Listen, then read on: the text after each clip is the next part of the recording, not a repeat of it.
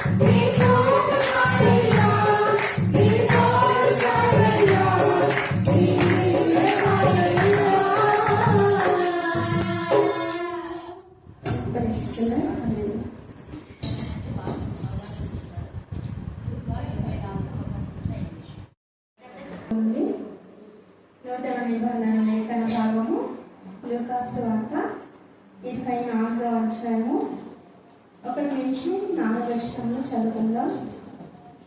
ఆదివారంలో తెల్లవారుచుండగా ఆ స్త్రీలు తాము సిద్ధపరిచిన సుగంధ ద్రవ్యములను తీసుకొని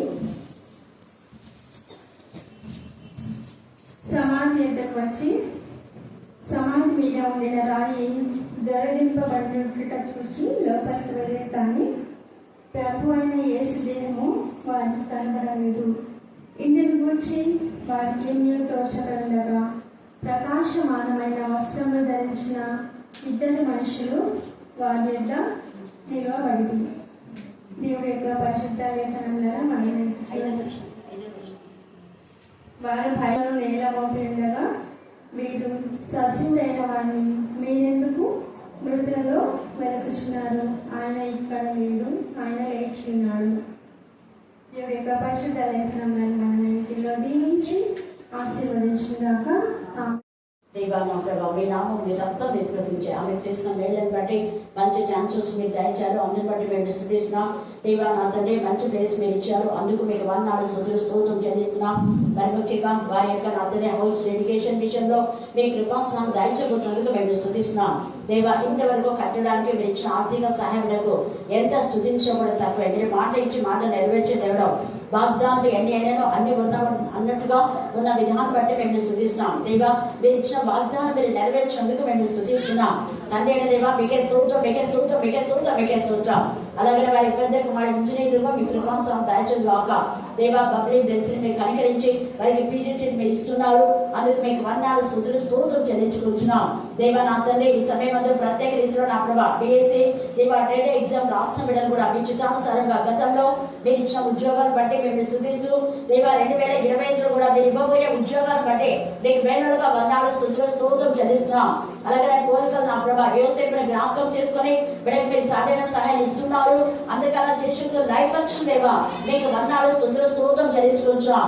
ఏ రాజును జ్ఞాపకం చేసుకుని భయంకరమైన మాంత్రికల నుంచి విడిపించిన దేవా మాంత్రికలతో మీరు మాట్లాడుతున్న విధానం బట్టి మేము సూచిస్తున్నాం. వాళ్ళలో మార్పు మీకు దయచేస్తున్న దేవా, వాళ్ళకు దేవుడి భయాన్ని కలుగజేస్తున్న దేవా స్తోత్రం. అలాగే వారి తమ్ముడు మా ప్రభావ భార్య విషయంలో మీరు అద్భుత కార్యం చేసి మీరు చేసిన స్వస్థతను బట్టి ఎంత స్థుతించడం కూడా తక్కువే ప్రభా. మీకే స్తోత్రం, మీకే స్తోత్రం, మీకే స్తోత్రం, మీకే స్తోత్రం, మీకే స్తోత్రం. అలాగే నా ప్రభా నా తండ్రి ఎవరి మరణం ఎప్పుడు ఎలా ఉంటుందో తెలియదు ప్రభా నా తండ్రి. అకస్మాత్తుగా మా తండ్రి మరణాలు వస్తున్నాయని గుర్తించినప్పుడు ప్రతి బిడ్డ భయం నుండి పాపం విడిచిపెట్టి నా ప్రభా దేవుని బిడ్డగా జీవించడానికి మీ కృపాసనం దయచేయమని ప్రార్థిస్తున్నా. అనేకులలో ఉన్నటువంటి అలచడి కలవరం అపవాది యొక్క కుయుక్తులు అపవాది తలంపులు దాని ఏ దయపక్షమని ప్రార్థిస్తున్నాం. స్తోత్రం దేవా మీతో చేసుకున్న నిబంధన దేవా నా ప్రభా నెరవేర్చబడగా మేమంతా నిబంధన జనులుగా ఉండటానికి మీ కృపాసనం దయచేయమని ప్రార్థిస్తున్నాం. మీరు నిబంధన నెరవేర్చే దేవుడు అని మేము స్తుతిస్తున్నాం. దేవా మీకే స్తోత్రం, మీకే స్తోత్రం, మీకే స్తోత్రం, మీకే మళ్ళీ చెప్పాలి. ఈ వాక్యం మనం ధ్యానించుకుంటున్నాము అని అందరు అపవాదిని చంపివేస్తారు అని ఏసే అపవాదిని చెప్పాడు కదా. అలాగా అపవాది ఎవరెవరిలో దూరిందో వాళ్ళందరూ చంపాలి. చంపడానికి రుజువుగా ప్రజెంట్ గా పవన్ ఈరోజు దేవుడు వాడుకున్నాడు. హల్లెలూయా. ఎందుకో తెలుసా? అట్లా ఉండాలి, గుర్తు పెట్టుకోండి. పామని భయపడి వెంబడేసి పోవడం కాదు, దాని తల చిరగొట్టాలి. అదిగా ఉంది అది చనిపోయింది కానీ 2 తలలు ఇంకా ఇదిలే ఉన్నాయి. ఎప్పుడైనా గుర్తుపెట్టుకోండి, తల చిరగొట్టాలి. మెయిన్ చేయాల్సింది పని అది. ఎక్కడ దెబ్బ తగిలినా కూడా దాని తల. అందుకే నేను మళ్ళీ కథ తీసుకొని అది 2 మూతులు అంటే 2 విధాలుగా మీరు శోధించడానికి వస్తుంది, గుర్తుపెట్టుకోండి. ఈ రోజు వచ్చే ఆ యొక్క చాలా పాములకు కొన్నిటికి కొన్ని సింబల్స్ ఉన్నాయి. 2 మూతుల పాము అంటే అర్థం ఏంటి తెలుసా? చెప్పండి మీరు. వీళ్ళు అంటుంటారు కదా 2 మూతులు అని చాలా మంది అంటుంటారు, నేను విన్నా. 2 నాలుకలు. Very good. ఎవరు చెప్పింది? సౌదామినాక మరి 2 నాలుకలను జాగ్రత్త. 2 నాలుకలు, 2 తలంపులు, 2 మనస్తత్వాలు, 2 పడవల మీద, తర్వాత 2 గుర్రాల మీద సవాలు చేయకూడదు. వాళ్ళు 2 మీ గుర్రాల మీద సవాలు చేసి మళ్ళీ వేరే వాళ్ళు చెప్తుంటారు. అలా కాదు. అంటే సగం లోకం సగం దేవుడు అనే పరిస్థితి కాదండి. అటు ఇటు ఉండే జీవితం పాపంలో ఉండే మళ్ళీ దైవికంగా ఉండకూడదు. మామూలుగా నేను నిన్ననే అన్నా ఏంటి అంటే కొంతమందిలో మరలా అపవాది ప్రవేశిస్తుంది అని విన్నానా? నిన్న చెప్పినాను, ఈరోజు ప్రవేశించడానికి వచ్చిన చంపారు. మరి ఆ ప్రవేశించడానికి వచ్చిన వాళ్ళు చదువుకున్నారో లేదో నాకు తెలియదు, దేవుడికి తెలియాలి. ఇద్దరు వ్యక్తుల గురించి నిన్ననే నేను వచ్చాను. మళ్ళీ ఈ రోజు మేము హౌస్ విజిటింగ్ వెళ్ళాము. ఎస్ఐ దేవరాజు ప్రమోష్ విశ్వ దేవుడికి స్తోత్రం. ఇక్కడే గోనెగండ మండలం. వాళ్ళ మిసెస్ గణేష్ నగర్ ఆఫీసర్, తను సచివాలయం. తను ప్రేర్ చేయమని చెప్పింది, మేము వెళ్ళాము. తర్వాత కృష్ణవేణి వాళ్ళ కూతురింటికి రమ్మని చెప్పింది. నేను రానన్నా. ఏం మేడం అనేది రామ్ చేయడానికి అంటే రానన్నా.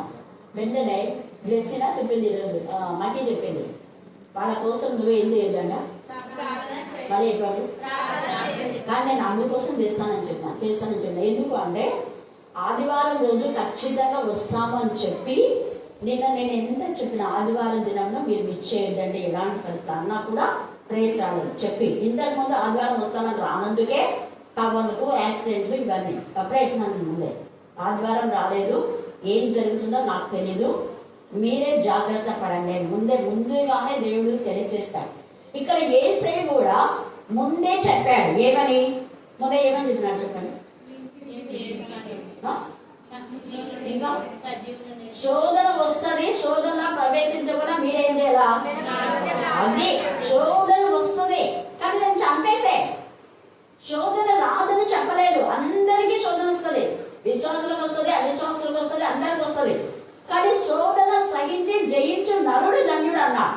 ఆ శోధన పైన విజయాన్ని పొందుకోవడమే దేవుడి బిడ్డల యొక్క లక్షణం. శోధన వస్తుందని యేసయ్య చెప్పినా కూడా ప్రార్థన జీవితంలో లేనందుకు పేతులేమో నిజంగా బొంకాడు. మిగతా వాళ్ళంతా భయపడి చెదిరిపోయారు, కాపని వదిలేసినారు. అంతగా వాళ్ళ జీవితాన్ని చేంజ్ చేసినటువంటి యేసయ్యను, అంతగా వాళ్ళ జీవితాన్ని మార్చినటువంటి యేసయ్యను, చేయబడి కంపు కొట్టే జీవితాన్ని మార్చి పరిమళ వాసనగా చేశాడని మగ్దలేనే మరియా ఆయనకు సుగంధ ద్రవ్యాలు తీసుకుని వచ్చి పరిమళ తైలములు అత్తరుతో ఆయనను అభిషేకం చేసింది. అంటే మరణానికి ముందు. తర్వాత మరణమైన తర్వాత కూడా ఆ స్థలాన్ని స్త్రీలు ఎంత ధైర్యం చూడండి, పిరికి వాళ్ళగా వీళ్ళందరూ పోయినారు ఎక్కడంటే అక్కడ. కానీ స్త్రీలు మాత్రం అక్కడనే ఉండి రొమ్ము కొట్టుకుని ఇచ్చినారు. హల్లెలూయా, హల్లెలూయా. అక్కడంతా అనేక మంది స్త్రీలు అని రాయబడింది అక్కడ, లేదా శిష్యులందరూ అని లేదు అక్కడ. శిష్యులు ఆల్రెడీ పేతురేమో ఒకవైపు పోయినాడు, యోహాను మాత్రమే తల్లి మరియ దగ్గర నుండి ఓదారుస్తున్నాడు. మిగతా శిష్యులంతా ఎక్కడున్నది లేఖన ఆధారాలు లేవు. కానీ అయితే స్త్రీలు మాత్రం చాలా మంది గుండె పగిల రొమ్ము కొట్టుకుని ఏడ్చారు అనే మాట మనం నిన్నటి దినాల్లో జ్ఞాపకం చేస్తున్నాం. సేమ్ అదే విధానంలో రొమ్ము కొట్టుకుని ఏడుస్తూ యేసయ్యను, అంటే తాను పొడిచిన వారు కూడా యేసయ్య యొక్క రాకడలో ఆయన మరి వస్తున్నటువంటి ఆ సమయంలో రొమ్ము కొట్టుకొని వాళ్ళు చూస్తారు. ఎవరంటే ఆయనను పొడిచిన వాళ్ళు కూడా చూస్తారు అని ప్రకటన గ్రంథంలో తేజగా రాయబడింది. 1వ అధ్యాయము ప్రకటన 7వ వచనం చదవండి. ప్రకటన 1:7. ఇదిగో ఆయన మేఘారూఢుడై వచ్చుచున్నాడు. మేఘవాహనుడు అని యేసయ్యకు పేరు. గాలి రెక్కల మీద గమనం చేస్తాడు ఆయన అగ్ని రథములతో ఆయన వస్తాడు. ఆయన అనేక విధాలుగా ఆయన యొక్క మేఘములలో వస్తాడు, అగ్ని రూపంలో ఆయన వస్తాడు. ఆయన యొక్క రాకడ మరి తర్వాత సుడిగాలిలో తండ్రి అయిన దేవుని యొక్క ప్రత్యక్షత ఎవరికి?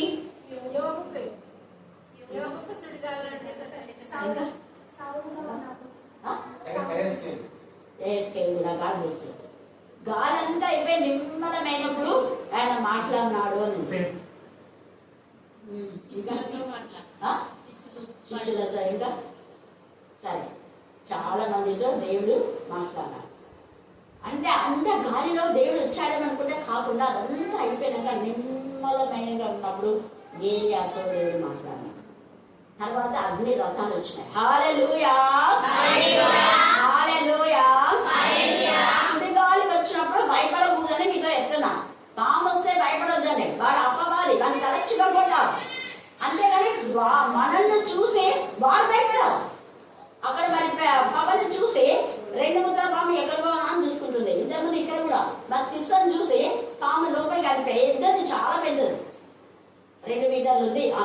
బాగుండేది మరి ఈ మైక్ అంతా బాగుంది, కానీ దాన్ని అది చంపేసింది. బైబిల్ దాన్ని చంపేసింది. ఒక జంతువు చంపడానికి ఇష్టపడితే మనం ఎందుకు భయపడేది? మనల్ని చూసి అది పారిపోవాలి, దాన్ని చూసి మనం భయపడ్డాం కాదు. అపవాదికి లేకపోతే యేసయ్య వచ్చాడు. అందుకనే శోధనను జయించే నరుడు ధన్యుడు. అక్కడ యోహాను శోధన సహించాడు నాకు తెలిసి. అందుకనే తల్లికి దగ్గరలోనే ఉన్నాడు, సిల్వ దగ్గరికి కూడా వచ్చాడు. అందుకే తల్లి కుమారుడు యొక్క ఆక్రందన, వారి హృదయ వేదన, వారి యొక్క బాధ, వారి రోదన యేసయ్య చూశాడు. కాబట్టి ఆయన చనిపోతున్న సమయంలో కూడా తల్లికి కుమారుని అప్పగించినారు, కుమారుడికి తల్లి అప్పగించినారు. వారి పని వాళ్ళని నిర్వర్తించారు.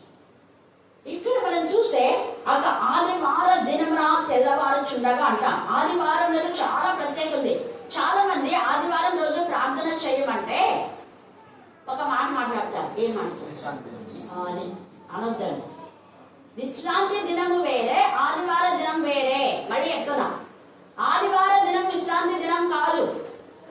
ఆదివార దినం ఇప్పుడున్న మనకు సిద్ధపరిచే దినం, అప్పుడున్న యూదులకు శుక్రవారం సిద్ధపరిచే దినం. అయితే శనివార దినంకి ఎంత ప్రాధాన్యత ఇచ్చాడో ఆదివార దినం కూడా అంతే ప్రాధాన్యత దేవుడు ఇచ్చాడు. కారణం ఏంటంటే ప్రకటన 1వ అధ్యాయం 8వ వచనం చదవండి. అల్ఫయు ఒమేగయు నేనే, వర్తమాన భూత భవిష్యత్ కాలంలో ఉన్నవాడు నేనే అని సర్వాధికారులు దేవునకు ప్రభు సెలవిచ్చుచున్నాడు. ఆదివార దినములకు యేసయ్య మరణం తర్వాత పునరుద్ధాన యొక్క మరి శక్తితో ఆదివారంలో యేసయ్య లేచాడు. కాబట్టి ఆదివారంలో అంత ప్రాధాన్యత ఉంది. అంత మాత్రమే కాదు, మొట్టమొదట యేసయ్య దేవుని సన్నిధికి లేదా మందిరంలోకి వచ్చింది ఎప్పుడు? ఆదివార దినం.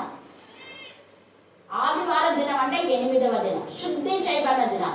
మనకు జనవరి ఎన్నో దినం చెప్పండి? క్రిస్మస్ అయినాక యేసు ప్రభుల వారు పుట్టింది ఎప్పుడు? 25 మంగళవారం వస్తే మళ్ళా జనవరి వచ్చేది మంగళవారమే, ఆదివారం వస్తే మళ్ళా ఆదివారమే. సో 8వ రోజున ఆయన పుట్టిన 8వ రోజున అంటే జాన్వరి. అందుకనే సంవత్సరం మొదటి దినంలో మనం ఎంతగానో ఆనందిస్తాం. యేసయ్య మొదట మందిరంలోకి కాలు పెట్టినటువంటి విషయం, లేదా యేసయ్య యొక్క ప్రజెన్స్ అక్కడికి వచ్చింది. అందుకనే సుమూర్యానికి ఎంతగానో దేవుళ్ళు ఆనందిస్తాం. చీకటి అంతా పోయింది. అంటే ఆ యొక్క 2020 అంటే డిసెంబర్ ఆయన జననమే. కానీ 8వ రోజున శుద్ధీకరణ చేయబడినటువంటి విధానంలో యేసయ్య బాలుడుగా దేవుని మందిరానికి శుద్ధి చేస్తాడని అప్పుడే ప్రవచనం. అందుకనే యేసయ్య చనిపో ముందు దేవాలయం గురించి మాట్లాడి శుద్ధి చేసి చనిపోయాడు. హల్లెలూయా, హల్లెలూయా. మన బ్రతుకులు కూడా శుద్ధీకరించబడదు. ఇక్కడ ఆదివారం దినములకు చాలా ప్రత్యేకత. అందుకని ఆయన మొదటి దినమునకు ఎంత ప్రాధాన్యత ఉందో శనివారం దినములకు అంతే ప్రాధాన్యత ఉంది. శనివార దినం అప్పుడు వాళ్ళకు విశ్రాంతి దినంగా పరిగణించినట్టుగానే యేసయ్య చనిపోయి తిరిగి లేచిన తర్వాత అనేకులు ఆదివారం వాళ్ళు కూడుకునేటటువంటి వాళ్ళు, ఆదివారం రొట్టె వేసేవాళ్ళు అని. తర్వాత ఏంటంటే ఇంకా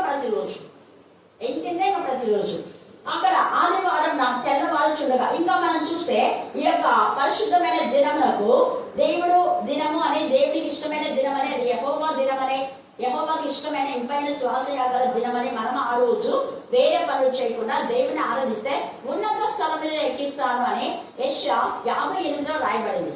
మనం ఎన్ని జపతపాలు చేసినా, ఎన్ని ఉపవాసం చేసినా, ఎంత కానుకలు ఎక్కించినా, నేను తెల్లవారుజామున పోయినా, అలా పోయినా, ఇలా పోయినా, ఎన్నిసార్లు పోయి ఎన్ని పాటలు పడినా కూడా అన్ని సున్నాయే. ఎందుకు సున్నా అంటే దేవునికి ఇవ్వాల్సిన ఆనర్ ఇవ్వకపోతే వేస్ట్. అంటే ఆదివారం దినం పరిశుద్ధమైన దినాన్ని పరిశుద్ధంగా ఆచరించాలి. చేయవలసిన చండాలమైన పనులు శనివారం వరకు చేసి ఆదివారం హల్లెలూయా స్తుతి మహిమ అంటే దేవునికి స్తుతి కాదు, దేవునికి స్తుతి అర్పణ. ఆరాధన అంటే అది ఆరాధన కాదు, హృదయ శుద్ధి. యేసయ్య శుద్ధీకరణ కోసమే అక్కడ లూకా సువార్త మీరు 2వ అధ్యాయము 21 చదవండి. లూకా 2:21 త్వరగా. ఆ శిశువును సున్నతి చేయవలసిన 8వ దినమున తేటగా ఉంది కదా, 8వ దినమున. అందుకనే జాన్వరిని లెక్కించుకున్నారు. డిసెంబర్ 20 ఖచ్చితంగా యేసయ్య పుట్టాడన్న దానికి ఇది రుజువు. ఎలాగ రుజువు అంటే అక్కడ కైసర్ ఔగుస్తు వలన మొదటి ప్రజా సంఖ్య సంఖ్యలో యేసే లిఖించమన్నాడు. మన ప్రజా సంఖ్య రాసేటప్పుడు తేదీ తర్వాత ప్రతిదీ కూడా నెల, తేదీ, సంవత్సరం వేస్తామా? వేస్తాం. అందులో వేసినారు కాబట్టి అక్కడ ఏమైపోయింది? క్రీస్తు శకము అనేది క్రీస్తు పూర్వం కదా. తర్వాత ఏడే బీసీ అని ఉంటుంది, అవునా? ఉందా లేదా? దాని ప్రపంచంలో ఎవరు తీసేయాలి? గణాంక లెక్కల ప్రకారం ప్రతి భగవద్గీత పురాణంలో ఏవి కూడా మన పుస్తకాలు తీసుకుంటే పాత పుస్తకాలన్నీ కూడా క్రీస్తు శకము అని రాయబడ్డాయి, క్రీస్తుకు పూర్వము అంటారు, బీసీ లేదా ఏడు. చూసావా ఇంత చక్కగా ఉండే? ఏసై 25 ఉన్నారని ఏం రుజువు అని అడ్డుగోలుగా మాట్లాడే దుర్బోధకులకు మనం ఇవ్వవలసినటువంటి ఇది.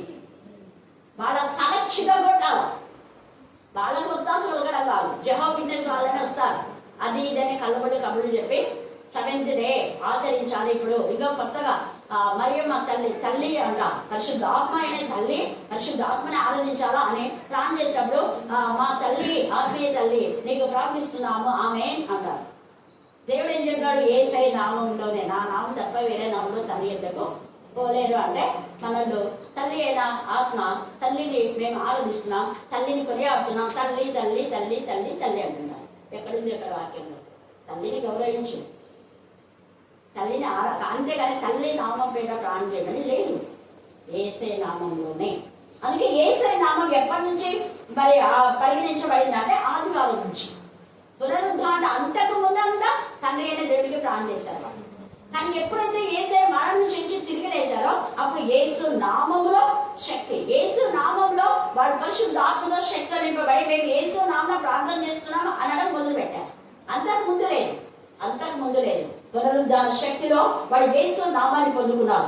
లూకా 3:6 ప్రకారం మనం చూస్తే ఆ యొక్క యేసయ్య యొక్క మరణము, జననం ద్వారా, పునరుద్ధరణం ద్వారా వంకర మార్గంలో సరళం చేయబడతానే ప్రవచన రూపకంగా యోగాన్ని చెప్పారు. కరుకు మార్గంలో ఉన్నవైతే మీరు తర్వాత చదువుకోండి, సమయం లేదు కాబట్టి చదువుకోమని చెప్తున్నా.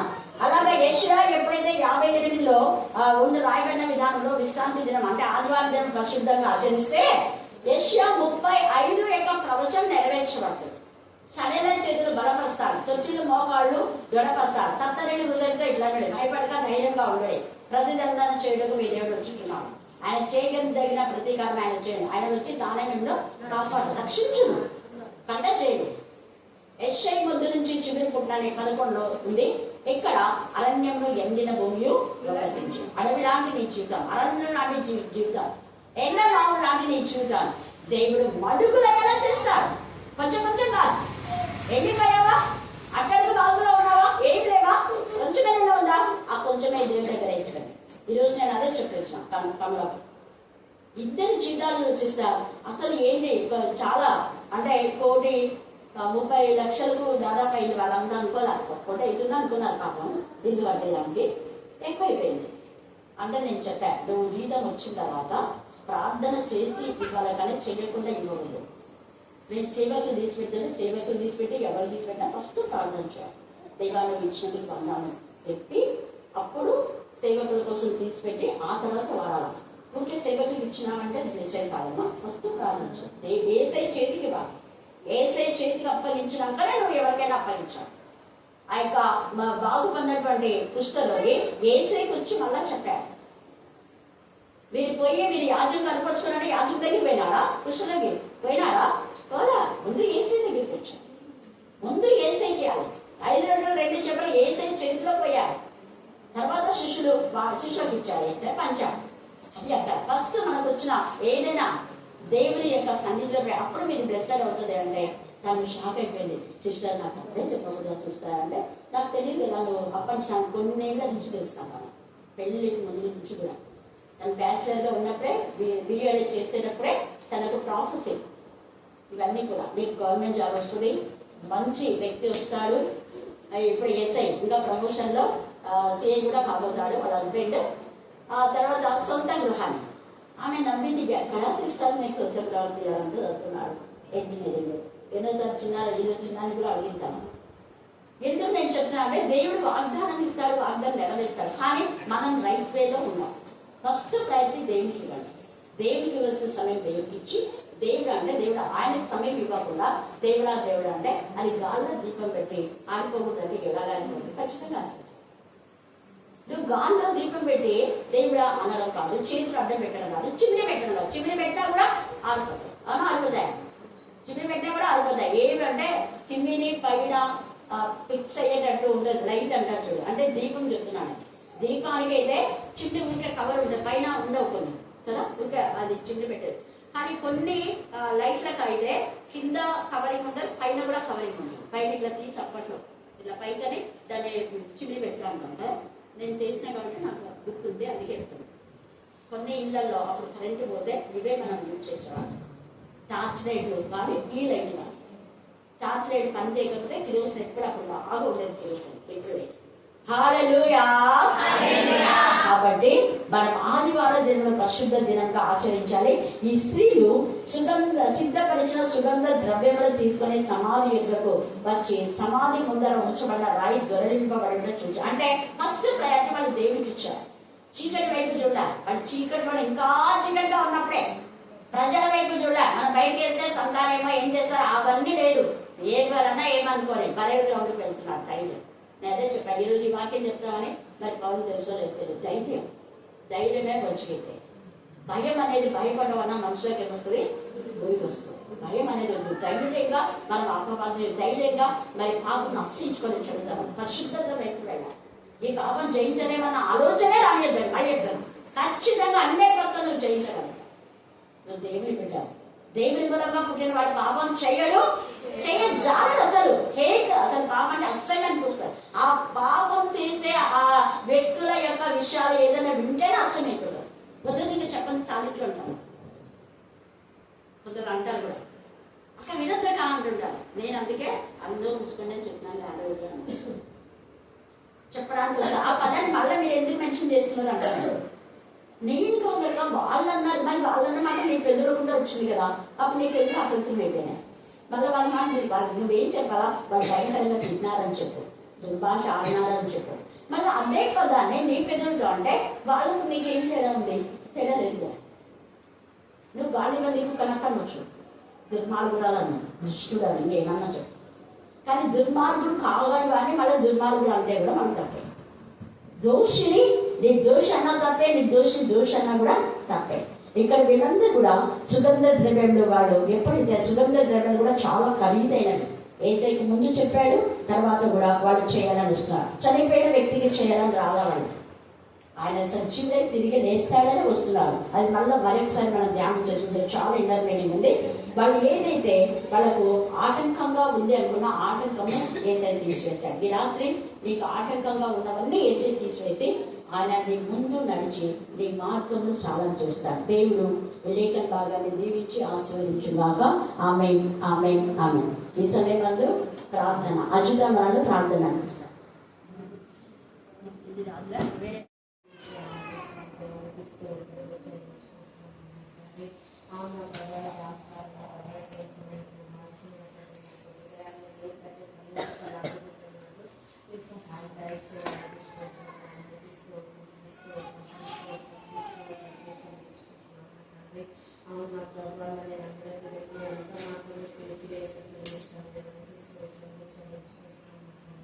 నన్ను ఆశ్రయించిన ఏమేమి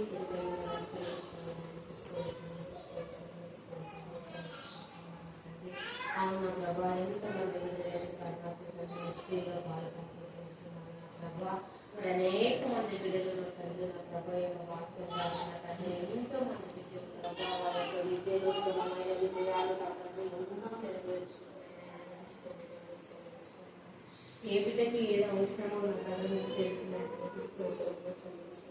ఏది ఎవరికి అవసరమో నీకు తెలిసినైనా సమస్తము వారికి కథ చేయమని గొప్ప దేవ జీవం గారు మా ఆయన పరిశుభ్రాన్ని తండ్రి మీ చింత యావత్తు నాపై చింతలన్నీ నీపై వేసుకుంటున్నాను. గొప్ప దేవ పరిశుభ్రాన్ని వర్షం కొద్దిగా ఉండదు. స్తోత్రం చెల్లించుకుంటున్నాను నా తండ్రి. అయ్యా బీదరులనైనా నీ యొక్క పాదంలో చెంత చేయాలనిపించుకుంటున్నాను. అనేక మంది రైతులు నా తండ్రి నా ప్రభావ పొలంలో వృత్తాన్ని గుర్తుకొని ఎదురు చేస్తూ ఉంటున్నాను. అయా మొక్క మొదలుపెట్టి చూంటున్నాను అయినా నీరు సమృద్ధిగా అయా మనుషుల మొర ఆలకించి నా తండ్రి మొక్కల మొర ఆలకించి నా తండ్రి